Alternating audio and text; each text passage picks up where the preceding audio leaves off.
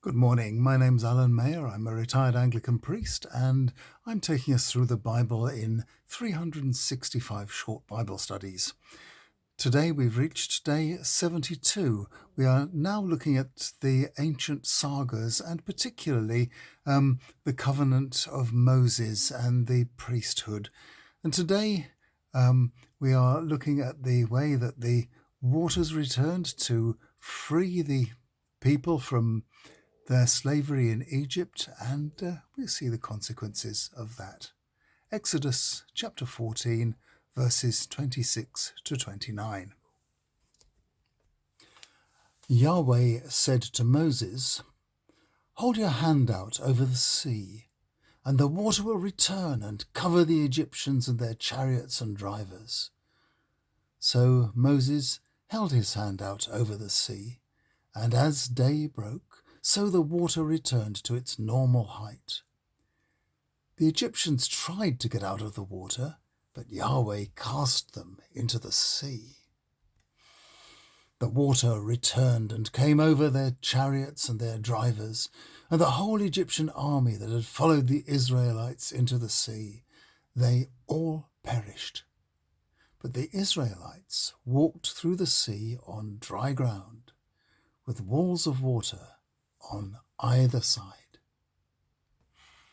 So here then is what the priestly editors of the ancient sagas finally made of the escape across the seabed. Instead of the wheels of the Egyptian chariots getting bogged down in the mud, whilst the much more lightly encumbered Israelites were able to trudge across and get away, we have them dramatically thrown into the returning waters as Moses lifts up his holy hands.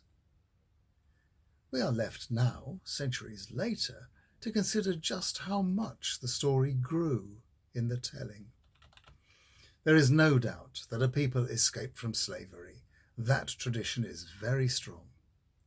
Also very clear to us in all the tellings is that an event happened, and that they understood that as God at work, giving them liberation and birth as a nation. Back on day 18, we saw a possible alternative origin for the Exodus story. At this distance in time, we can't possibly judge between the theories. I favour the idea that something really happened 14 centuries before Christ, and that Israel did indeed come out of Egypt with a conviction that God had favoured them and freed them. So when we look at our own lives, we too should look for signs of God's love and his undeserved favour towards us, and sing joyful songs to celebrate that. Tomorrow, we hear the children of Israel's song of celebration. See you then.